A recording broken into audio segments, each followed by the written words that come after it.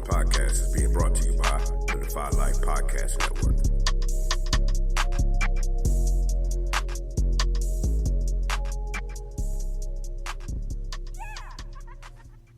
And I was like, yes, hi. I was so excited. Oh, wait a minute. Hi, let me get that high again. Okay, hi.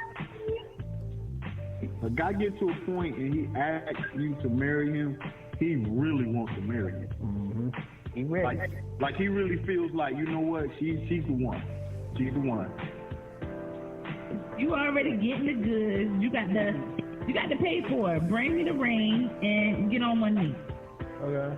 Or two. You need time to observe someone and really get a sense of how well do they treat you, how well do they handle adversity. You're not the one because you don't have grit, the perseverance. You ain't really want me because you ready to give up. Because I no, you shouldn't have asked. But since I said no, now it's your job to stay in the game and try to fight for it. Boy on 5 Heartbeats, when you make the announcement you're going solo at the award ceremony.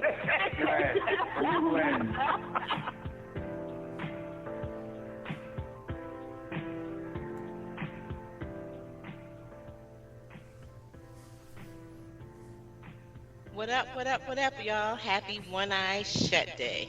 Welcome to our podcast about many topics from the perspective of 3 married couples. Glad y'all came out to listen to us today. We still are the dopest podcast on the Defy Life Pods Network. We appreciate you coming out. Tonight we have a special show for you. We're going to be talking about happiness and marriage, what that means, who's responsible, what does it look like, all of that. So thank you for tuning in with us, and we will get started shortly. First, go through our intros, and we're going to start with our word of the day. I'm going to go ahead and kick it off today just because. So I'm Gina Glenf, and I am your host, and my word for the day today is, I just feel good. It was a relatively good day. It was productive. This week so far has been that way.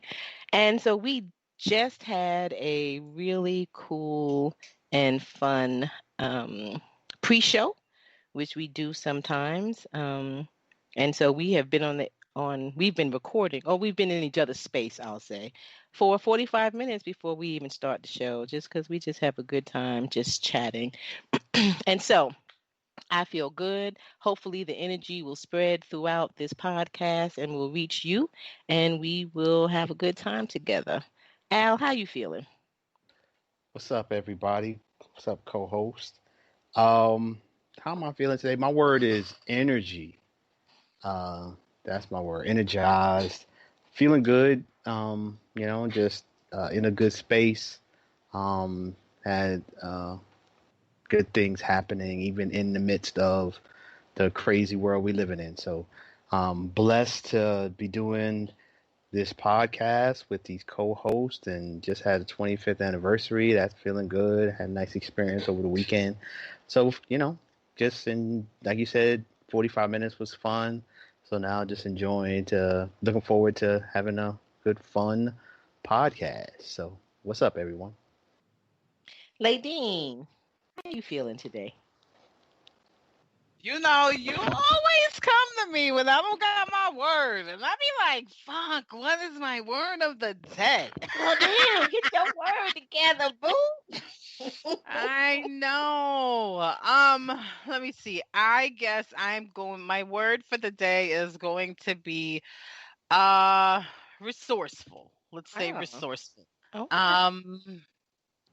Yeah, I'm feeling really good today. Feeling like I get to use my resources, just enjoying what's happening in my life. I am loving loving on Ladine. Excuse me. And I'm chilling today. Today was a crazy day with work, but I didn't let anything bother me today. I did let a couple things bother me. I'm lying, and I was in such a tude, but I got it back together. Y'all always help me get it back together. I'm not even gonna front. That's why, like Gina was saying, I love the people on this show. You guys always put me in the better mood. So, yeah, today's a good day. Let's celebrate. And yes, That's a great thing. That happens for me too, Dean. There are some days where I'm just like, oh my God. But then knowing like Wednesday evening, we're going to do the podcast. And I'm not even going to there'll be times going in where I'm just like, oh my God, I'm so tired. Today wasn't Wednesday. And then yeah, just sit in this seat and, I get to chat with y'all and it's all gravy. And so in the same way that this podcast helps us to feel better, I know we're doing that for some of our listeners. Right I on. know right. it.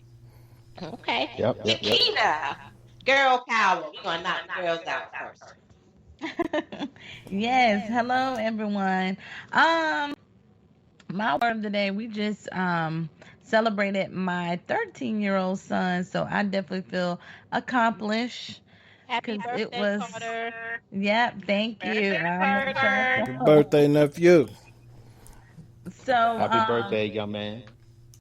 he he's a hard one to not to say please because he's okay with whatever we give, but he shows no emotions.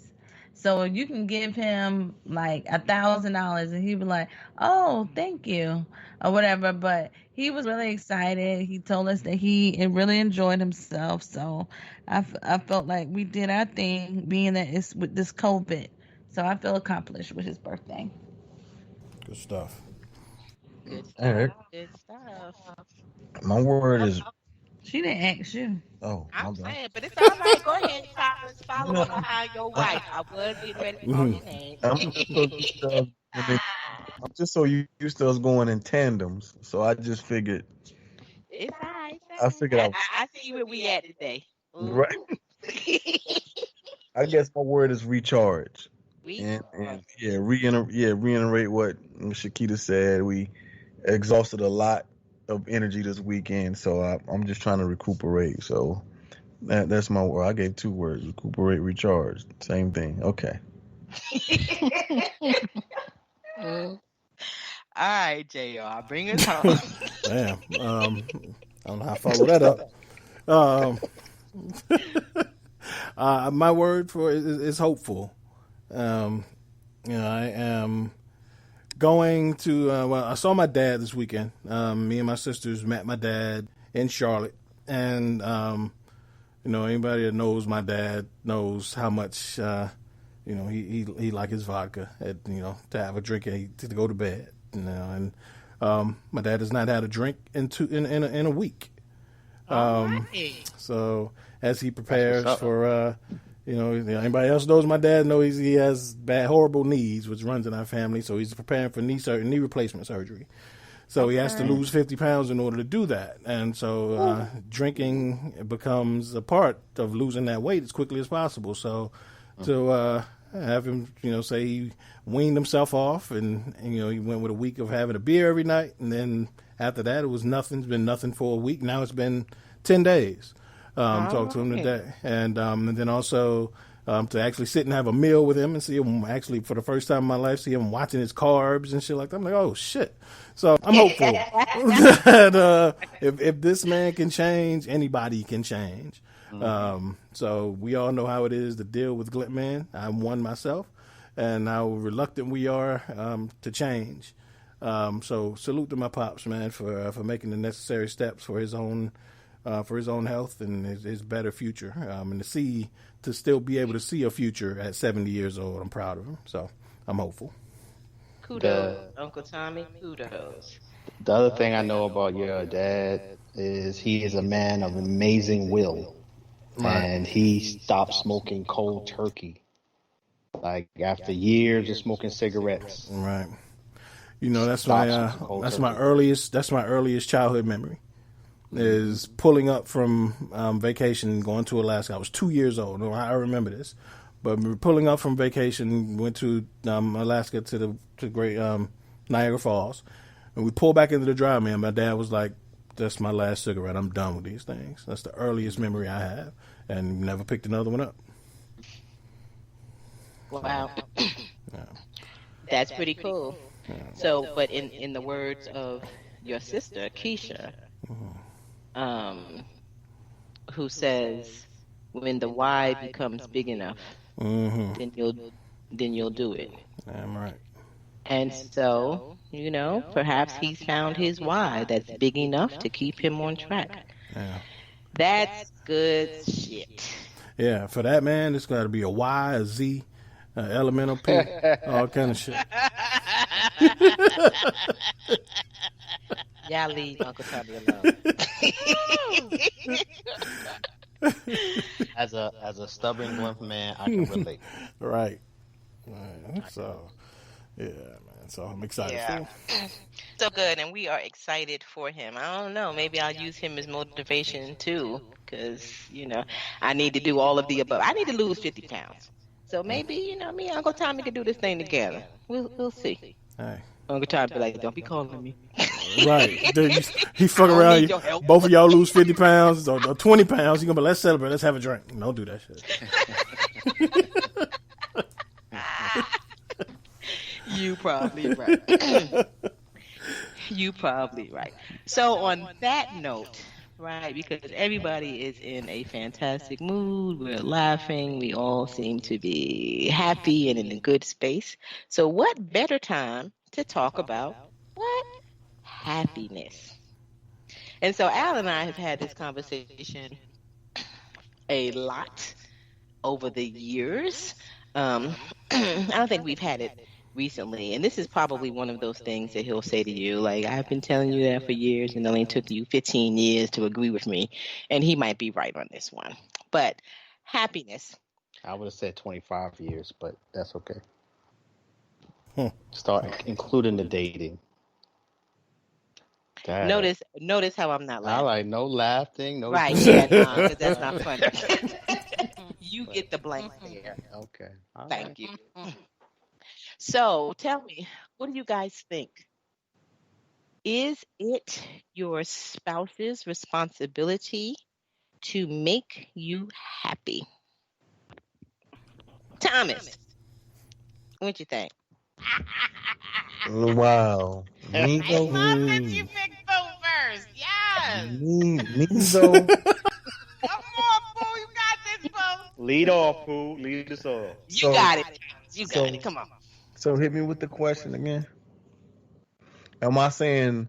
Say it again. Say it again. In your opinion, Okay.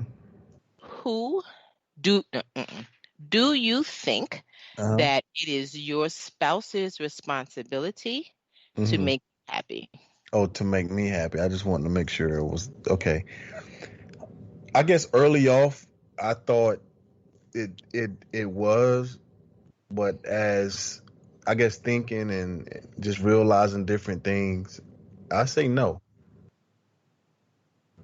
And why do you say no? I say it's not my my spouse's responsibility to make me happy. Okay, two things. Two questions, right? Okay. If you remember, what made the shift for you? Because you said you used to think that way, now you don't. Do you remember when and why? Like what made you recognize, or just what made you change your way of thinking? Okay. And then,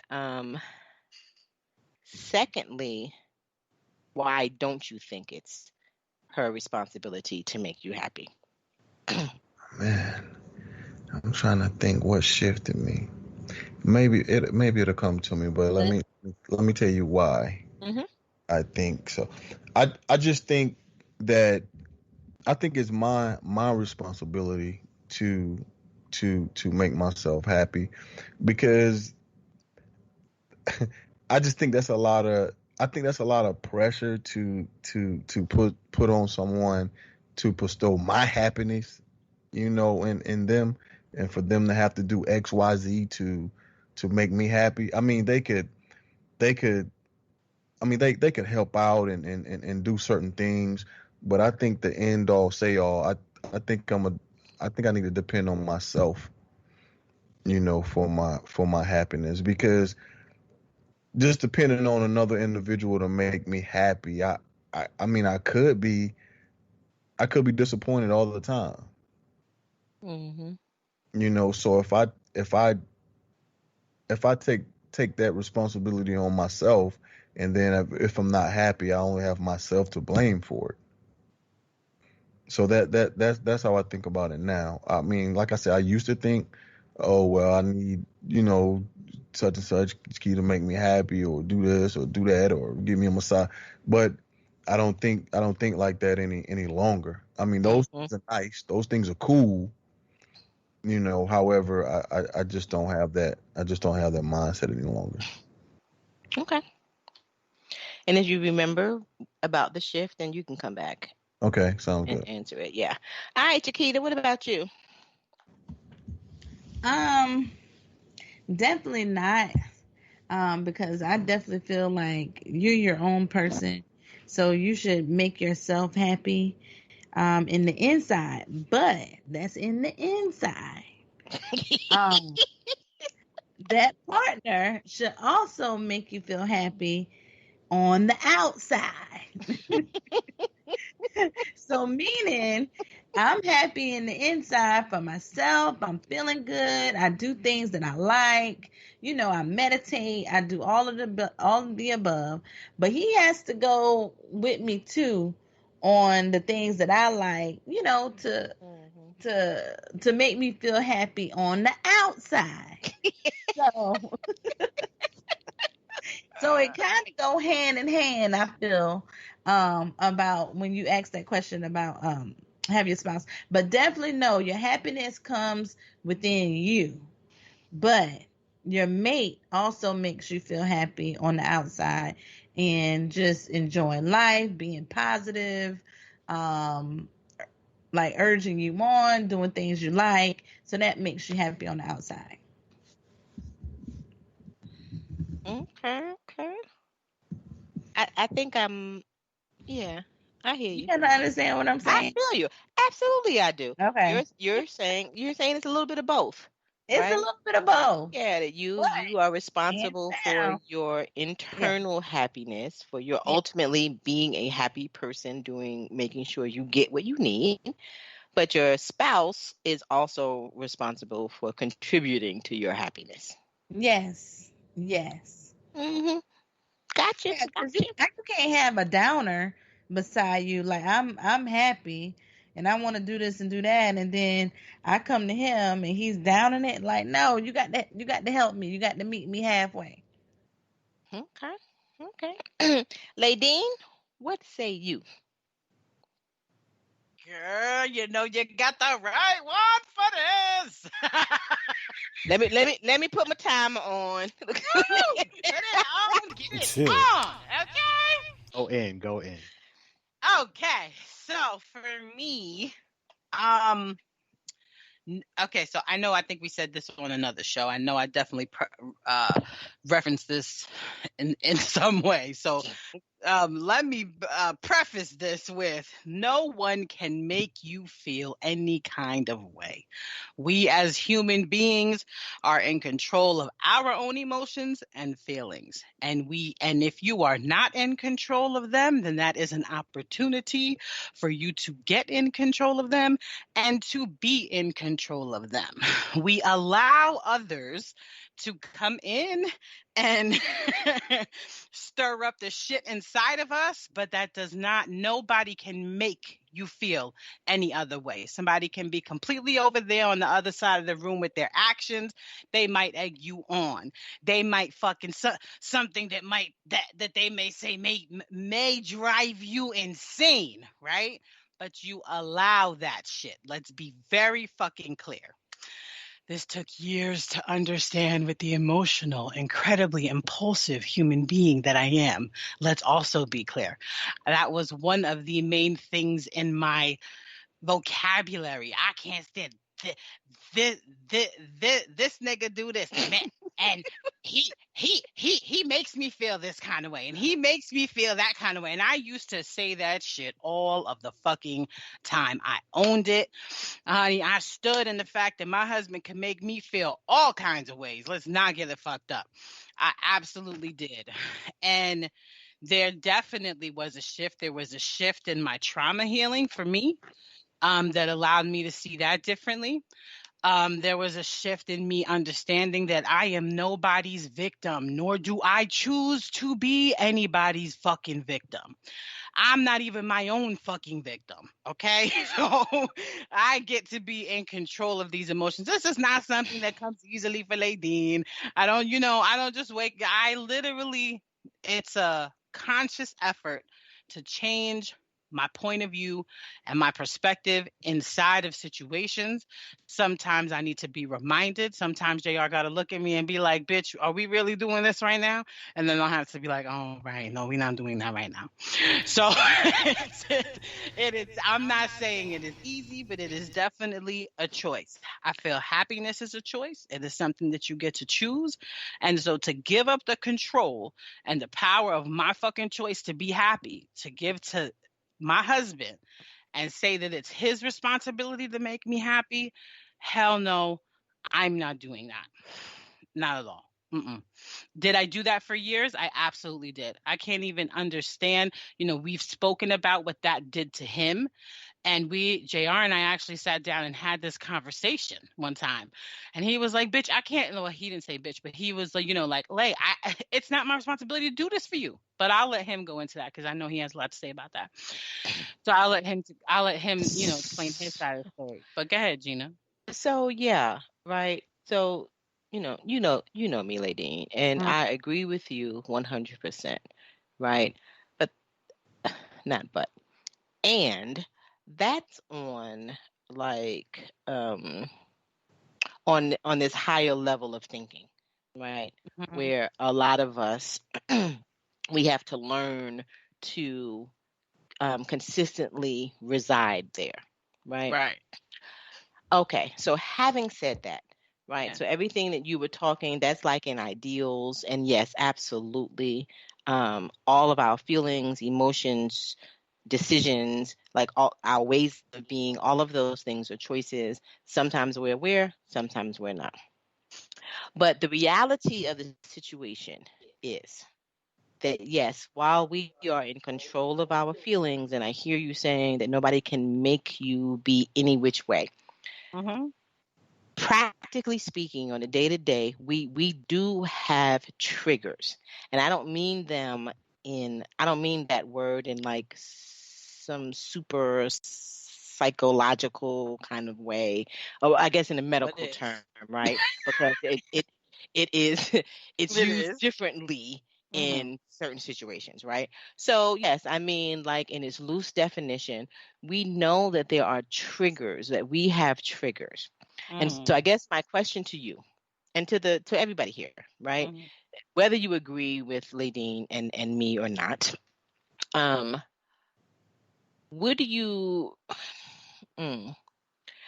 does someone else have, or your spouse have any level, in your opinion, any level of responsibility to not triggering you, or to being sensitive to those things that we know are, childhood wounds, or you got hurt yesterday in the same way, or for whatever reason, this thing, you just like it done this way, or we've been through this 5 times, 20 times, like whatever, that hurts me when you do that. Well, yeah, absolutely. But that hurts me when you do these things, and you make me feel some kind of way, are two different statements, very completely different. There is a power in those words that you are releasing to the other person when you say, you make me feel this way. I think it's the same thing when you say you hurt me. It's not. It's not. No, it's not. Because when you say you make me feel some kind of way, instead of saying I feel this way, because it's a way that you're feeling, it's a way that you're creating, whether or not that you realize it subconsciously, you've created this feeling, or this feeling has come up because of a trigger or some other way, right? So it is your perspective for all of whatever it is that's happening inside of you. It's your perspective and it's your feeling. That is something that you got to own. So when you say you make me feel, one, you pointing at your spouse, right? And not only are you making them, you are then making them responsible for your shit, and that's not their responsibility. So yes, again, it is their responsibility. hold on. So that I do agree that it is your spouse's responsibility of things that do trigger you. I do think it's your spouse's responsibility to be aware of your ways of your perspective so that they know how to move with you. You know what I mean? So that you get to flow, so that you get to um just like balance, like a yin and a yang together. So I definitely do agree with that. I'm just saying it's as Pooh was saying before, like it's kind of setting yourself up for disappointment if you know that someone is a certain way. And then I definitely think that it's also changing your mind or your perspective about certain things that your spouse may do that they know triggers you, and they gonna fucking do it anyway. um I think it's changing your perspective in order to be able to flow, or in order to be able to just keep moving or not allow it to be a trigger anymore. Yeah, that's it.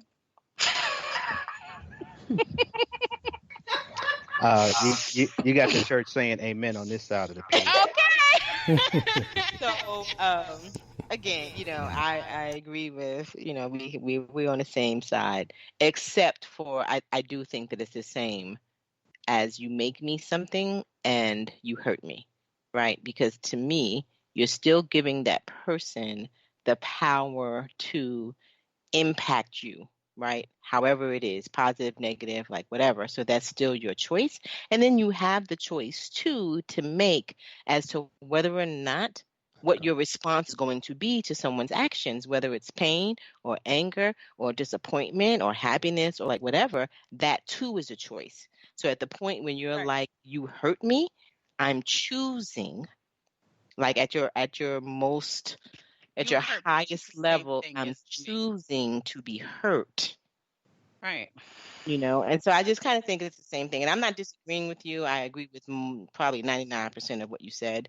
Um, Well, no, because but you hurt me. That statement just like is just like you make me feel. But saying that I feel this way when you do this is giving yourself the responsibility because it's your feeling while you're also allowing them to be responsible for their actions. So it is definitely different when you say I feel this way when you do this rather than when you make me. No, you cannot. That's not that doesn't work because it's not all their responsibility. I feel this way when you do this is allowing you both to be responsible for your actions and your feelings in the situation.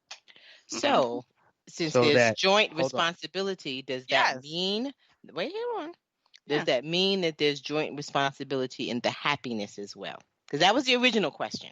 Right. And so are you saying that there's joint responsibility there, or no, your spouse is not responsible? No, your spouse is not responsible. Your spouse is definitely responsible to be mindful of their actions. Absolutely. In your life, who they are, who they choose to be in your daily life is absolutely their responsibility. And like I Right. said, because you want each other to flow. So they do have a responsibility to keep up with the flow of each other's happiness in the relationship. Yes, I do Okay. think that is a responsible that both parties share. Absolutely. But But it is so not completely their responsibility Mm-hmm. to make you happy. No, Mm-hmm. not at all. so Sorry, go ahead. are you saying that when your spouse does something to make you unhappy, that the person that is feeling unhappy, they're responsible for the fact that they are feeling unhappy? Say that Like they again. could have, like that Yes, that's what she's saying. when the spouse is doing something that is making you unhappy, you could have felt something else. But since you chose to be unhappy, you're saying they need to own that responsibility of feeling that unhappiness?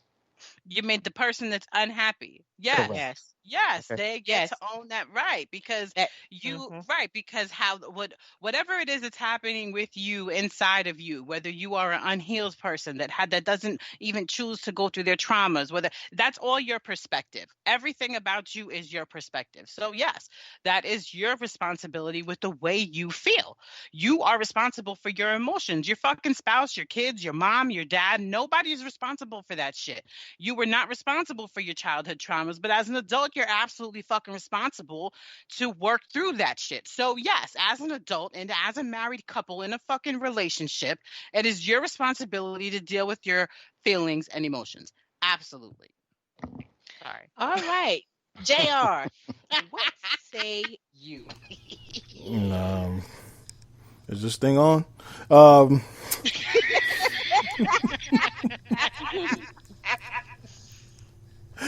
didn't test it. It's been a while. But I absolutely agree that you are responsible for your emotions, be that good, bad, or indifferent. It's not difficult for me, and this has never been a hard conclusion for me to reach. I've felt this way since I was a kid. Like, nobody's responsible for my happiness. And that was probably the biggest hang up I had before getting married, was the thought that, I would meet someone who thinks that I'm responsible for their happiness, and that scared the shit out of me. And then you got her. And then I found her.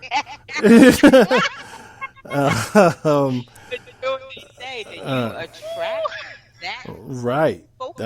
Absolutely. Yeah. But I do say also, and I do say also, and I joke with my wife about this all the time, is that I felt like I was sold a bill of goods, because when we first met, I was like, yo, I'm a loner by nature. So sometimes, I need to be alone just to kind of recharge. So don't take that personally. There are going to be times when I don't feel like talking. I don't feel like being around people. I just need to recharge. And she was like, yeah, I'm the same way. I'm just so, and boy, was I lied to. Yes, that was like the lie of his right. So, of course, anybody that knows my wife knows that's not true. You said it. No, so, you said it. Who you talking to? Your husband? Both of y'all. No, y'all didn't. What you talking about? But I say that to say, like, this has never been, like, not saying that, I'm right, but it's always been how I felt, is that, nobody, even as a kid, I've never felt like my friends did me wrong because I'm not happy with them. And, like, I've never felt like that. So, and happiness to me is a state, and it's more than an emotion. So whether you call it happiness or joy or content, whatever it is, it's a state of being. So whatever that state is, you're responsible for how you process things, how you receive and process information. Those are the things that we're responsible for, on how we, on how we let it manifest. And, how much of a burden was it for you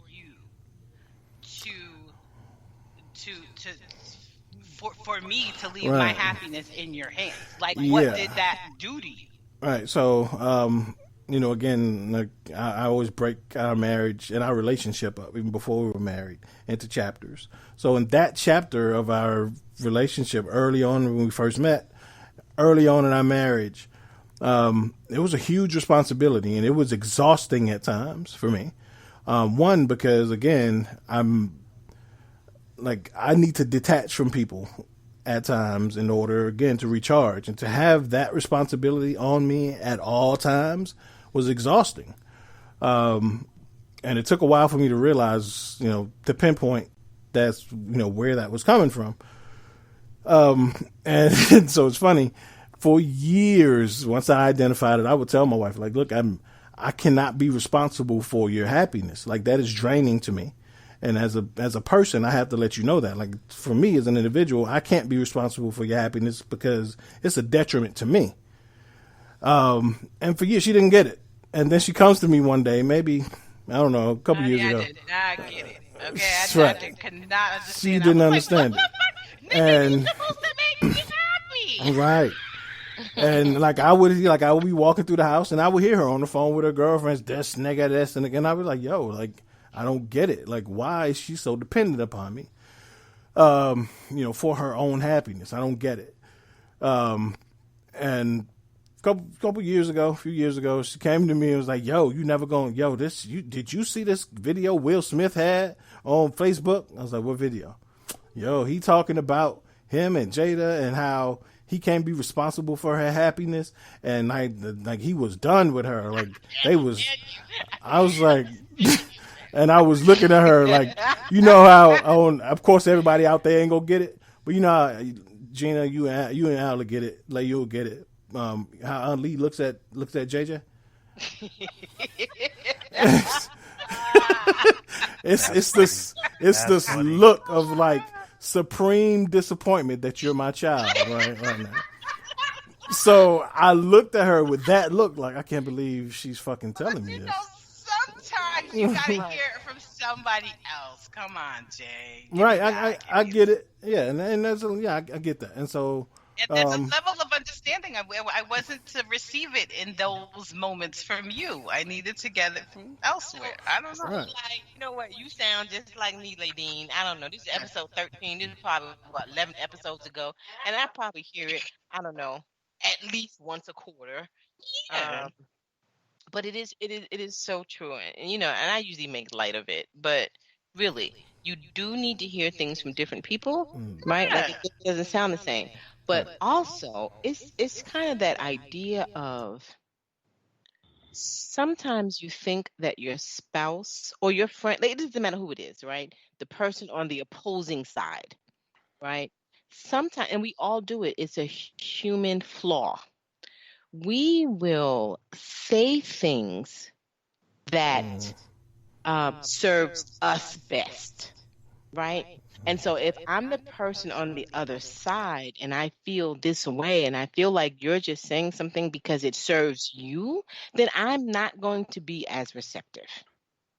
Right? I mean, it just is what it is. Right. And me and Ladine apparently in this situation, but we get accused, or it's brought up to us that this is what we do. Like, I said that to you, and you listen to me, you had to hear from, and Al's favorite person is Dr. Phil, right? You had to hear from Dr. Phil before you could listen to me, And sometimes that's true, but I really think that it is just, it depends on if the person is at that place to be receptive to what you're saying.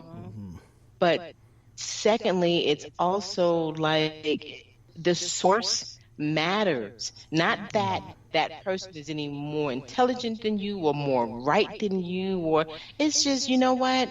And sometimes it's just right on time, It's just where I am at the moment, so I'm hearing it differently. And real talk, like, y'all should be like, thank God she finally heard it, as opposed to, I can't believe you listened to that. Right, and you're absolutely right. Like, it took me a while to get that part of it, because I fought so long with that. Like, I've been telling you this for 10 years, and you just gotten, like, it took me a few, it took me a while to process that. Exhaustion, though. It is, like, and it took me a while to get past that. Right. Why we are reminding folk that, damn, 10 years we had to do this. We could have been way down there. To me. So it's not like this, we glad we here. Yeah, we are glad you're here. But that ain't going to stop us from the fact that 10 years I had to do this and was saying this, and you wouldn't hear me because for whatever reason, you didn't trust me. But and I'm really trying to tell you what's real. Right, but I'll tell you something. I cannot explain for all of the women out there that are listening that truly believes that it is their husband's responsibility to make them happy, to make them anything, and men, and men that feel it's their wives' responsibility to make them happy. I cannot explain to you how empowering, how amazing, and how the weight lifted, I know, off of my husband's shoulders, but off of my own shoulders. Like, and just to, it's like giving a piece of you back to you. It's like giving yourself back to yourself by allowing you to be in control of your own happiness, and just to know that that's something that, wow, you get to do. It's just, it's beautiful. It's like soul searching, lifting. It's just, it's amazing. But to know that And then it just allows you to look at all your other relationships too. And where are you giving your power in other relationships? Like, you get to practice that with your spouse. I'm not doing that with anybody. And there's nobody in my life that's going to alter these feelings or what's happening with me until I'm ready to either accept it or make changes. And that's it. Right. And that's it. Yes. So I'm gonna say absolutely, and I'll go ahead and go next because I can jump in. um, yeah, I have had, like Ladine, like Thomas, right? I had that major mind shift for the first, I don't know, way too long of our relationship. I won't even say marriage because this is what I came into the relationship with. So this includes dating as well. And so I was that person who was like, Al, it's your responsibility to make me happy. You're supposed to make me happy. Make me happy. And the amount of stress and pressure and so I recognize it now, right? So when he talks about exhaustion, it's absolute exhaustion. See, because number one, I've been in that place, right? So I know what it feels like. So absolutely it is exhausting and it's unfair at I mean, it was always unfair for me to place that on him, right? I now recognize that it was because I didn't have the tools necessary for me to do it for myself. I didn't leave it, know what it felt like. I didn't understand it. Like, no, like I cannot make myself happy. Therefore, like I married you, like it's your job. Like you're supposed to help me and support me in everything and blah blah blah. Blah. And so So it was would you say that there are levels to this shit, Gina? I said like it is an evolution for everybody, right? And I can remember, Al, do you remember this? It was probably, I don't even know, 8 years, 10, let me see. This is 2020. So I know that I was working at APS, so it had to be 8 years ago. Plus. Okay. Between Yeah. 8 and 11 years ago, right? And I remember driving, I was driving to work. My commute was probably 40 minutes with no traffic, right? So I'm driving to work and I felt this emotion that I wasn't used to. Like real talk, like you don't even, and I don't think I shared this on this show. And you know what? And I'm also proud of myself because I've become so much more comfortable with being vulnerable and knowing that I have to acknowledge, admit, process all of this stuff. And a part of the processing is calling it what it is, right? And so I remember driving down the highway and I'm feeling this emotion that was just foreign to me. And I started smiling, right? You remember he's shaking his head. So I guess he remembers it. And so I recognized at that point, I was like, oh my God, I'm happy. Oh, I love it. Like for no reason. It didn't, and I'm being honest, it didn't last very long. It was almost like once I recognized it, it lasted for another couple of minutes and that was it. But I was not used to just being happy. And so, yes, for a long time, and I think, have I apologized to you? I don't know if I ever have, Al, but we've talked about it, and I understand fully that it's my responsibility to make me happy, and I am more equipped, and I think so. I asked you, Thomas, earlier. Losing you, Gina. You're Can't hear just you. really low. Yeah. I asked you earlier, Thomas, if you remembered what the shift was, right? And I just remember it clearly because it was so, I was in such a dark place. So the contrast was just, I mean, night and day. So I know what it was, immediately. And it was just that understanding that I had the power to be happy. Like it was up to me, and I could absolutely make it happen. I just had to put the work in. But so much of us, because that's our norm, We don't know what the work is, what it looks like, how to do it, like Where to none of get it that. from? Like, well, Where to none get of it that. from? Like none of Right. that, right? And so we seek to get it from the people that's closest to us, right? Mhm. Your spouse. We in the bed every night together. Boo, it's your job to make me happy. And it just took me a really long time to recognize that it was not his responsibility. Now, having said that, I do think that it's a spouse's responsibility to contribute to your happiness, right? And Right. anything And the contribution, yes, I love the way you said that. be Yes. contribution, just like and that's both ways, right? Each spouse, that's their responsibility to me. I know those things that are triggers for you. I know what makes you happy. I try to do those things. I try to avoid things that you don't. Like, and I'm not about in detriment to losing yourself. I'm just saying that there are moments and times and examples and activities and just all of that where you can, and oftentimes with very little energy, help your spouse to be happy in that moment.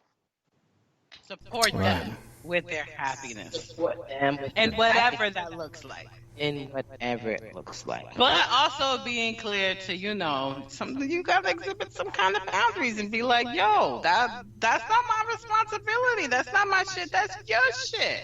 You gotta keep reminding each other. But to me, that's part of the support. Giving themselves back to them, to me, is definitely part of the support. I know I made my husband crazy. Because I know I made him crazy. I can't even imagine half of the stuff that he had to. I'm just grateful for that man. Because grateful that they stuck around. Grateful that they didn't give up. Well, not consistent. There were moments when I know I was like middle finger, like you know what? Take that shit out. I'm tired. I'm tired. In this regard, yeah, in regards to this, yes. So I mean, we all, like I say, we all got our own shit. So you stuck around for my shit too. But in this regard, yes, I am. This did, contribute to a lot of sleepless nights for me. Like I feel like it because it makes you feel like a failure. When you see somebody unhappy and you feel like you're responsible for that, like that's heavy as fuck. So yeah, like that's a lot to deal with. It's a lot. All right, Al. Bring up the rear. What you got? Bring it on home. Bring it on home, Al. Yeah. So a lot of stuff that I've heard tonight, I agree with.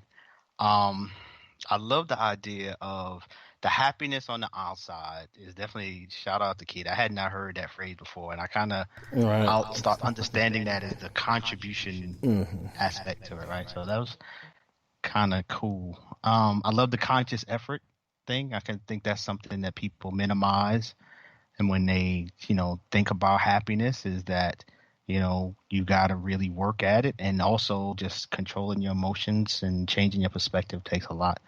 But I definitely am not a person that believes that your spouse is responsible for making you happy.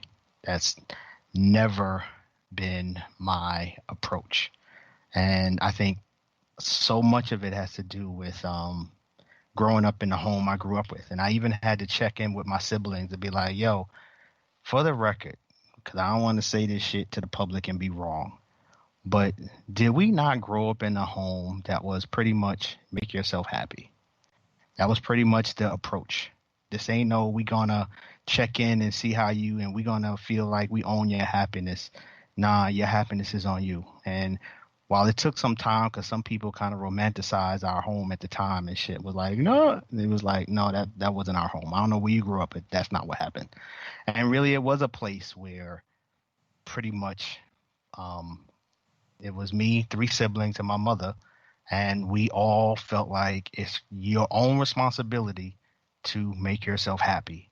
And this is 5 people dealing with some real serious trauma because my father died when I was 8. So I wonder if trauma, as we processed and dealt with that, made it, like how it kind of informed the home. But really, it was a place where we all just, if you ain't happy, that's on you. And we want you to be happy, but it's still on you. And so I think when I came into the relationship, Like I really had a stance of, nah, that ain't my job.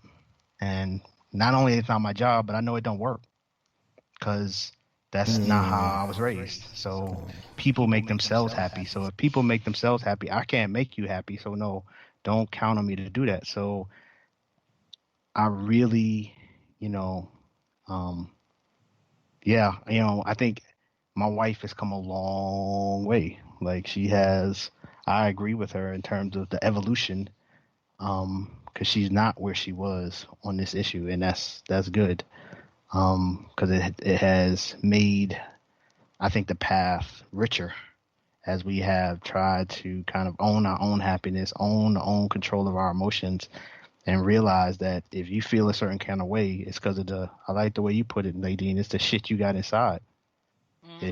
You got to work through that shit, and so stop blaming others for not working through that shit. And so that's kind of where I'm at. Like I just ain't never been there.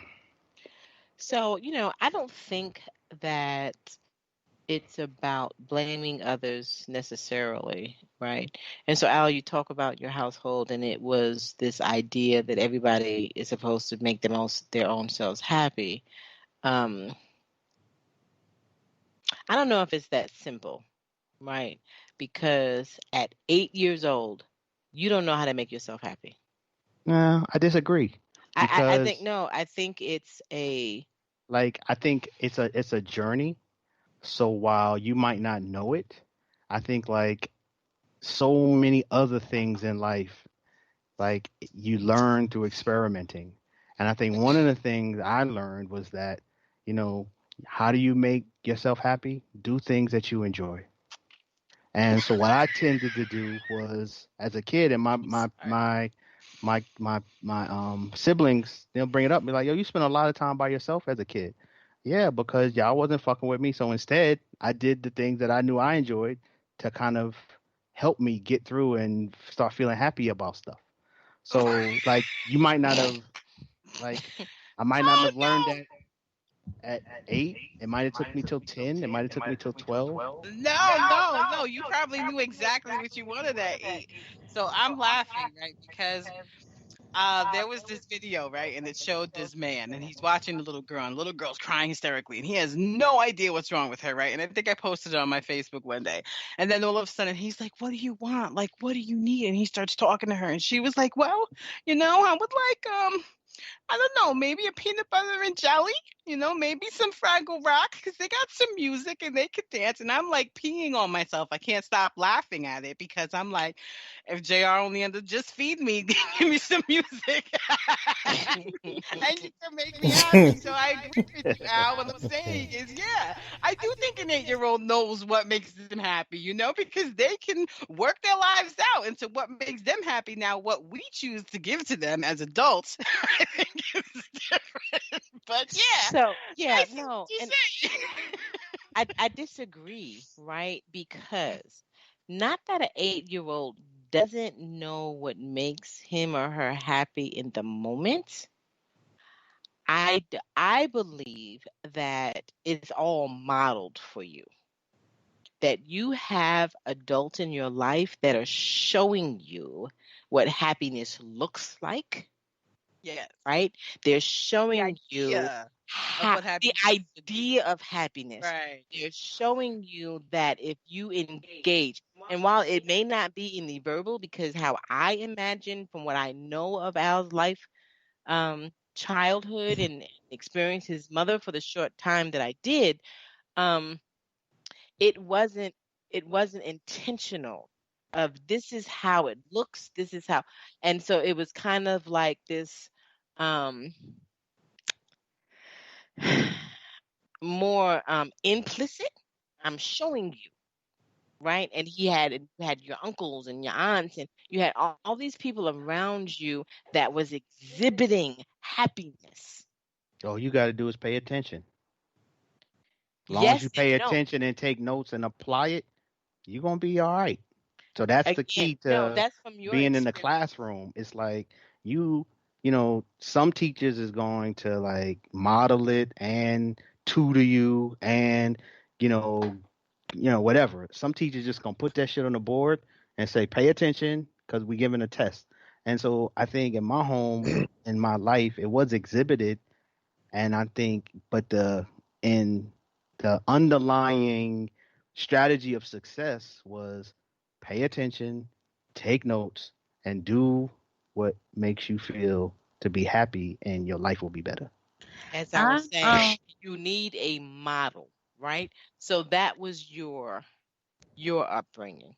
What about those children where the upbringing wasn't about happiness, where they never saw it, Right. where no one pointed it out, where no one said, like, yo, this is what you do, this is how you negotiate life.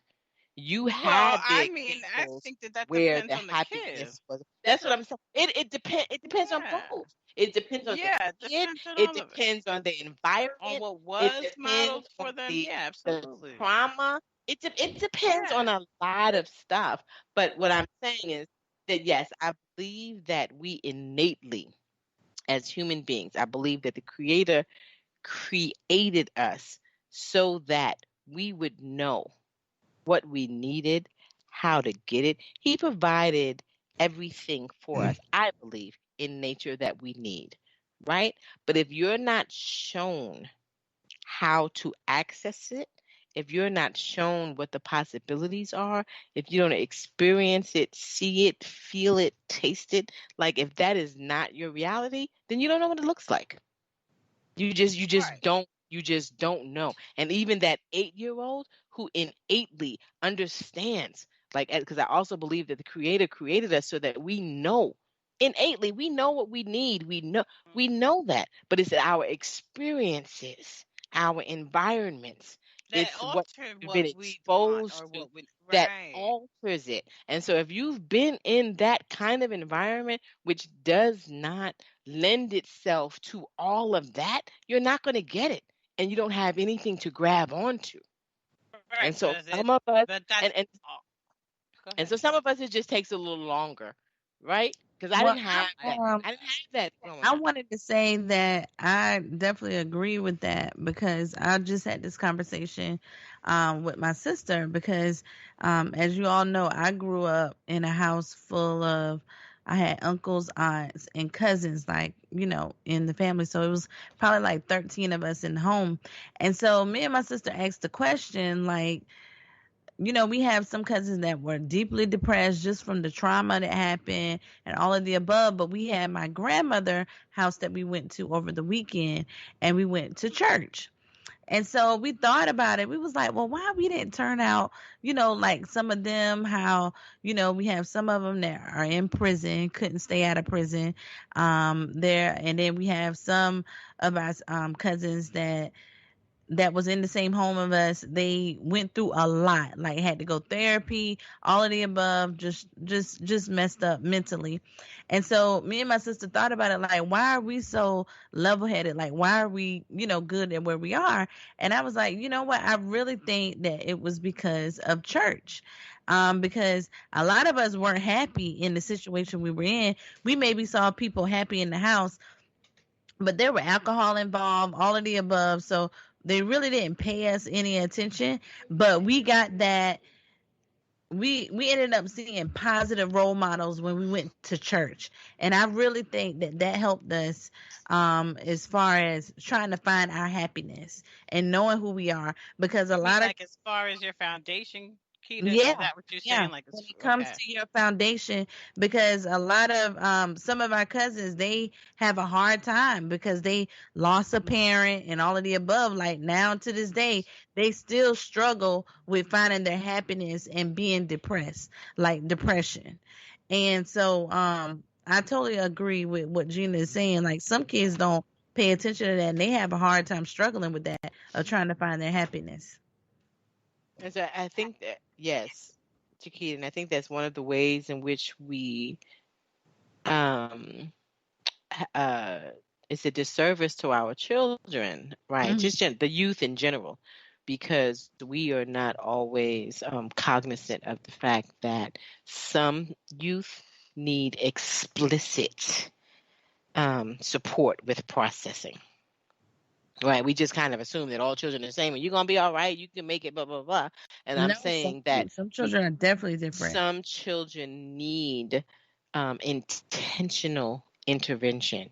They need someone to say to them, you can be happy and it's your responsibility. And here's some ways you could do it.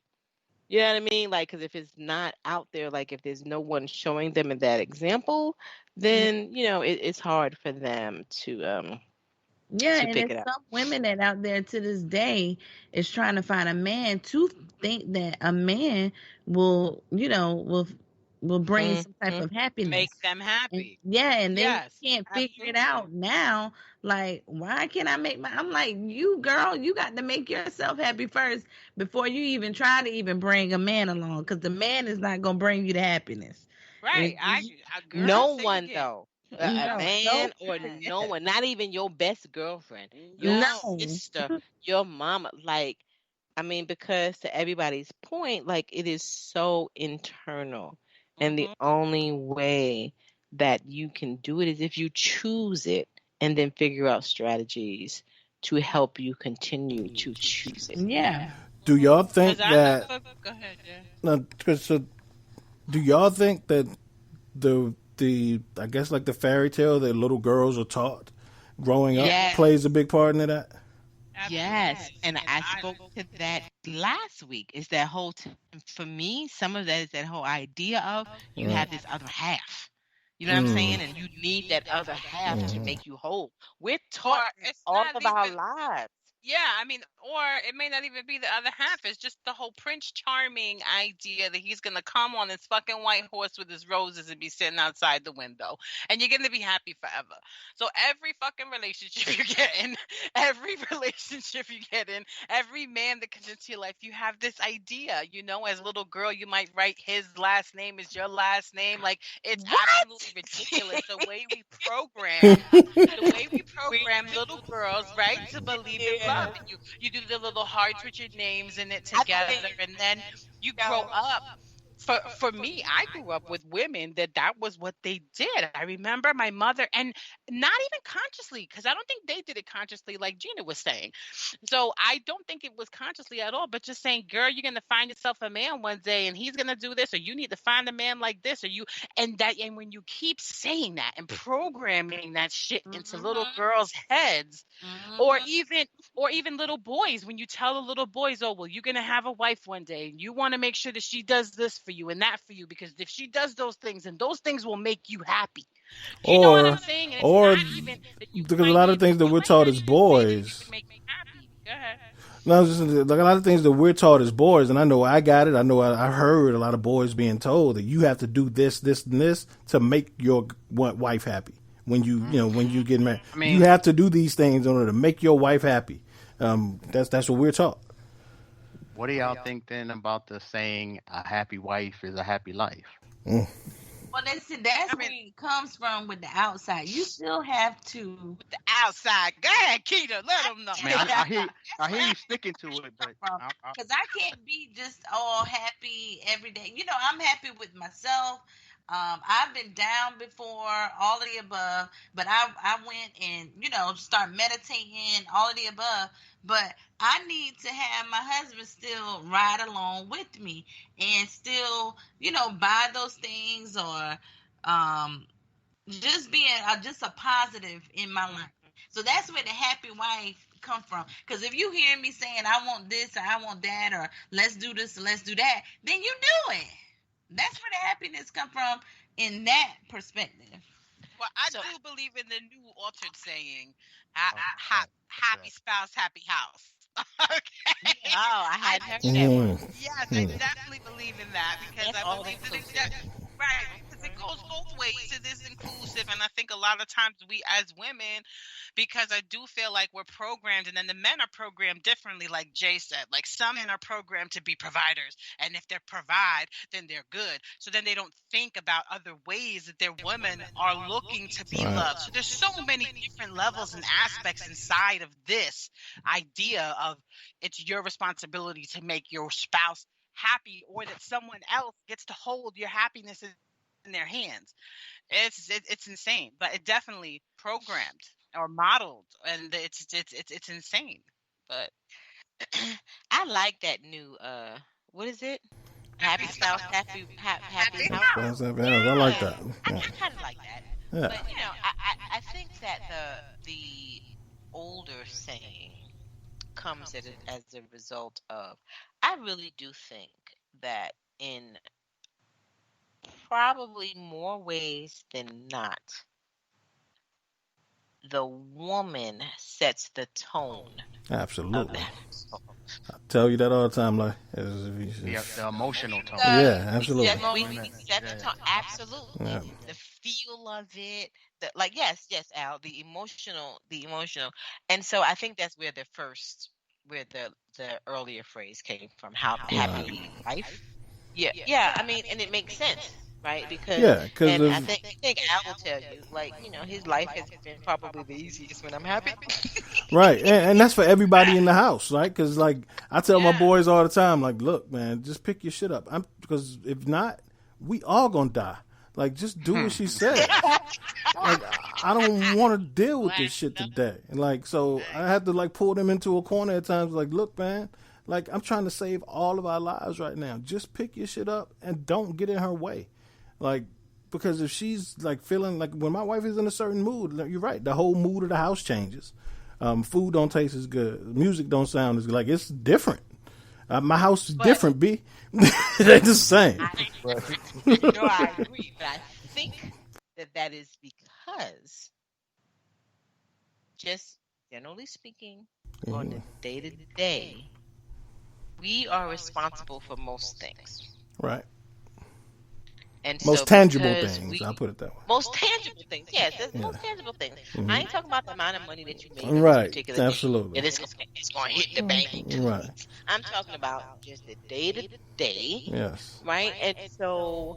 And that's how our emotions, as Al put it, ends up being the thing that kind of runs or sets the tone for the house.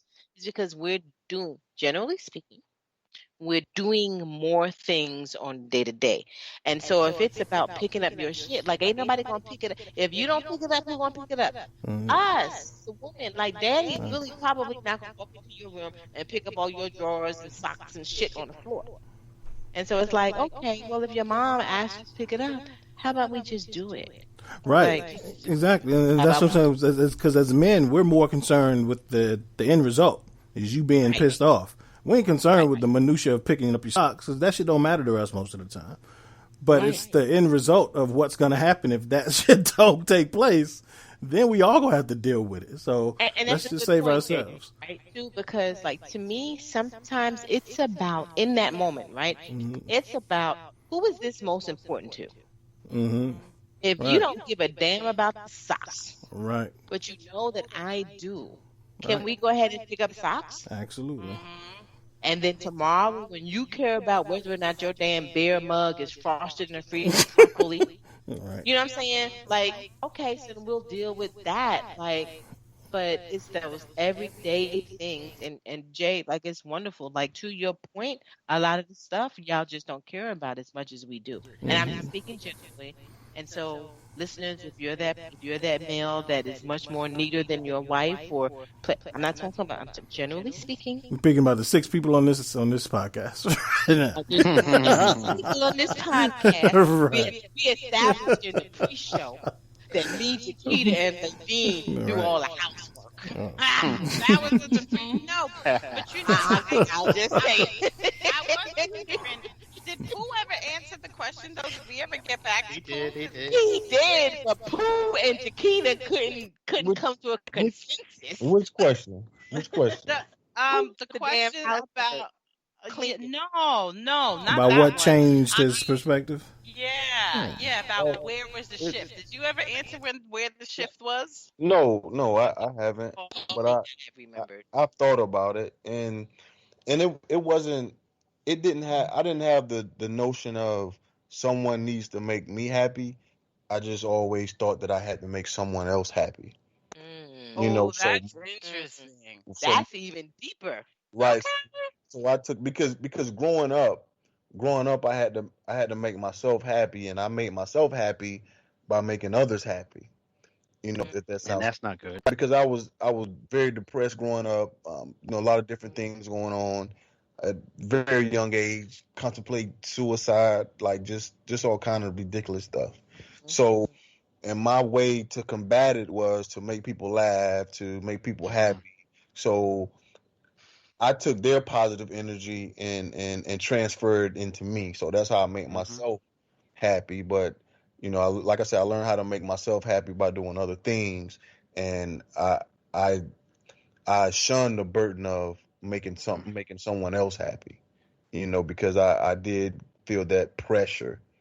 Later on as I gotten older, that became too much pressure on myself by making them happy and me happy. And that's the Can you downside of. recall? Oh, go ahead. No, I was gonna say that's the downside of trying to make other people happy. Right. Is that at the end of the Yeah. day, you What it are does to you. telling little white lies. At the end of the day, you are making yourself less happy to make them happy. You're trying to please them. You coming up with like a whole false persona of who you are. And I think Right. at the Right. end of the day, the happy life, happy wife, happy That's life, happy spouse, happy so house. interesting to Neither even one say of that. them address the foundational truth in all of this. And I think Right. the foundational truth of all of this, which trumps everything, is that no one can make another person feel something, like you said, Ladine. And I think while we can talk about contributions, we can talk about all this other shit, at the end of the day, though, no one made you feel that but you. I And I think disagree. when you can own that and stand in it, and then teach our children not only to know that you have to own your own emotions, but don't own other people's emotions. Those are the slogans we need to come up with. So maybe it should Yeah. be happy me, happy we. Oh, I love There it is. that. There it is. Yes. Ha Is that right? See? Bars. Was that two Thomas or JR?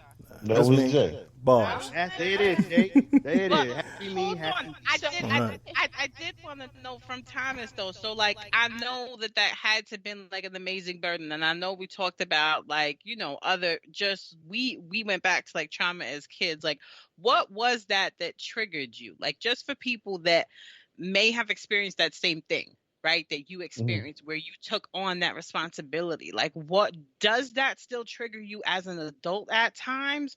Or like can you recall like what that was that had you as a child like owning that kind of responsibility for others? Just because, like, I felt the inverse. I never felt happy, and it just seemed like I said, when I was making others happy, I transferred that energy onto me. So go Go ahead. ahead. No, I was gonna say, in what way? So when you were making others happy, then you became happy. Is that what you mean by you Correct. transferred that Yeah. energy? Okay. Yeah. And it's funny how that works, because I'm sure you were young, the people you were making happy were your friends or your parents or your teachers. Right. And those people in your life become your spouse. The people you're around the most become your spouse, and you end up, and the person that you're most dedicated to, and then you end up carrying those same like trends over into your marriage to one person. That's a lot. Right. No, it's a lot. Yeah. It's hell yeah, that's a lot. Let me like that. That's a lot. But I do want to say, that while we understand, like I just kind of think it's one of those things that I'm gonna use my word again, grace, right? That people need to be afforded the grace as they try to figure this thing out. Right. So I had said earlier, Al was talking, I was like, I disagree. Because I don't think that, I think everybody needs to be cognizant of the fact that in the moment when that unhappy person is looking for happiness and they look for it outside of themselves, and, so I used to look at Al to make me happy. When he did things that I liked, it absolutely made me happy. And while I understand the whole concept of you have a choice and can't nobody make you feel any kind of way. But in the reality of the situation, in the moment, in your brokenness, yes, you are interpreting that as you're making me happy. Absolutely. And I think that we need not discount that. While it may be Ooh. temporary, while it may even be counterfeit, why, like, it can be all of the things, all the negative things that you say, but because I was not um You can't knowledgeable recognize it. enough All right. I didn't recognize it. All And right. so in that moment, like, all I was looking for was the actions that you were doing that made me feel some kind of way, whether it was happy or sad. Which And in the moment made it absolutely, real.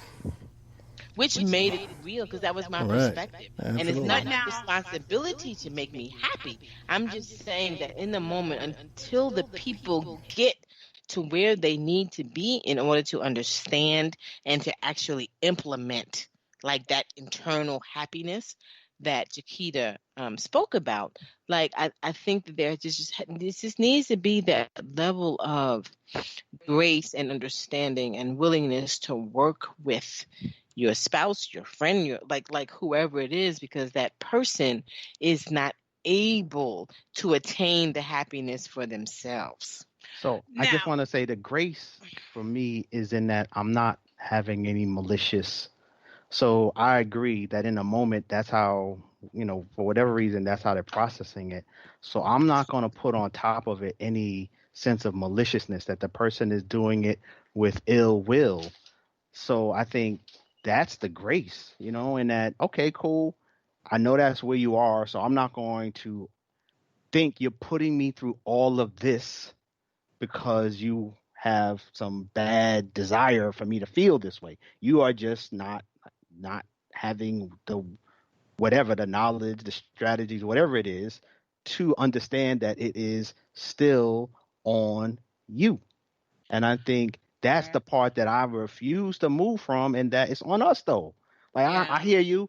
I understand you might not be there, but let's not forget though, you can be there. And it's about, so to me, my wife and I often have these arguments about can and will. You know what I mean? Like, so that she's like, oh man, you can't do it. I don't know about you can't do it. You won't do it.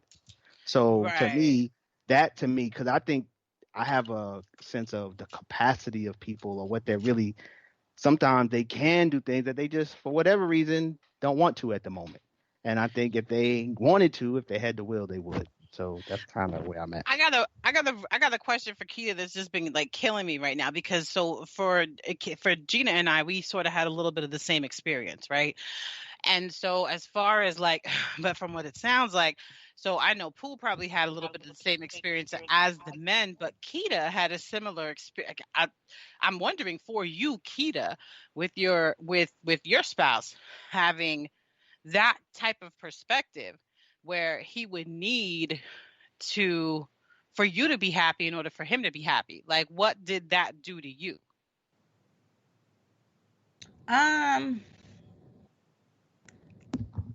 Because in some sort of aspect, you also kind of explained the similar as far as being a woman as like what me and Gina explained, but you also are dealing with another aspect because there's a like difference in what Pooh experienced. Do you know what I'm saying? With him looking to make others happy in order for him to be happy. So then so I guess I'm asking, like, if he didn't make you happy, and then like how would that shift his way of being, and how did that make you feel? Or how would you be feeling from that? Like, how are those dynamics? Because there's definitely other people that have the same sort of relationship, right? Or that have these same dynamics happening in the home. I'm just wondering, like, how is that to deal with? Well, see, I was so like, I mean, I saw Thomas the way he was, in certain things depressed, but he would kind of hide it a little bit. As we got older, we kind of talked about it a little more. But I was more of, I try to stay positive on, in our relationship. I'm just a happy person altogether, and I just help people. I mean, that's just me. And then if I have a problem, I tell them, I'm like, you got to step it up. Like, let's do something I like. You know what I'm saying? Cause he'll tend to sometimes be a downer, and I'm like, Thomas, let's step it up. Let's do something I like. But I didn't see really a situation with him, helping others, or feel like that. Because Thomas, we just talked about that, right? Because you were saying how as you got older, you kind of let it go. Yeah. So once I got to my Because marriage, y'all, because when he got married, he kind of throw that shit under the rug. no. Y'all laughing, but that might be true, right? Might be. He threw it under the rug. Like that's important. He threw it under the rug. That doesn't mean he processed the shit. Right. No, it doesn't. All he did was throw it under the rug. It's still there. It's waiting for you, Jaquita and Thomas, because it's still under the rug. No, see, once it was there, but it's under the rug. It's like when it got to that point. When I got to that point, as in that's when I was fed up with it. Not saying when I got married, I was done with the shit, but it's just at that point in my life that's when it came to a head, and I was done with it at that point. I was done trying to, make everybody happy. I was done trying to feed off someone else. Now let me pour that into me. Let me try to pour that into me and make myself happy. Mm-hmm. That's beautiful. That is absolutely beautiful. And I think that that's probably the best place for all of us to be, right? You work on helping yourself to be happy, fulfilling your goals, figuring out what makes you smile, what you like to do, what soothes your soul. And then you can focus on making somebody or supporting someone else in their happiness. But real talk, at the end of the day, if you are not happy within yourself, there's nothing you can do for somebody else. Right. Mm-hmm. As much as you try, it's not going to work. So, guys, I think, one of the things that I love about this podcast, and I've said it before, if it's not every show, it's almost every show where I learn something either about myself or about my spouse. And it's not always new. It can be just a reminder.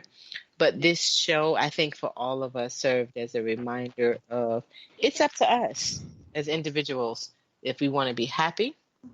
And then you figure out what that looks like for your spouse. And your spouse is doing the same thing for you.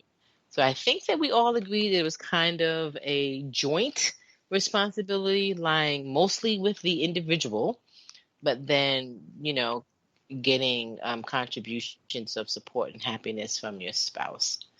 So for all of our listeners, we hope that this served you well and that you can either figure out that you are happy or not. But more importantly, figuring out how to help yourself to be happy. Take care of yourself. Be safe. Have a great remainder of the week. And on that note, we are going to say good night. Good night. Buenas noches. Good night. Good night. See you next week. Peace.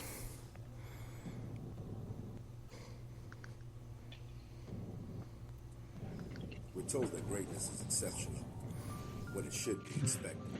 You choose every day to live your life intentionally, without apology for how bright your light may shine. So go be great. Go be brilliant. Go be you.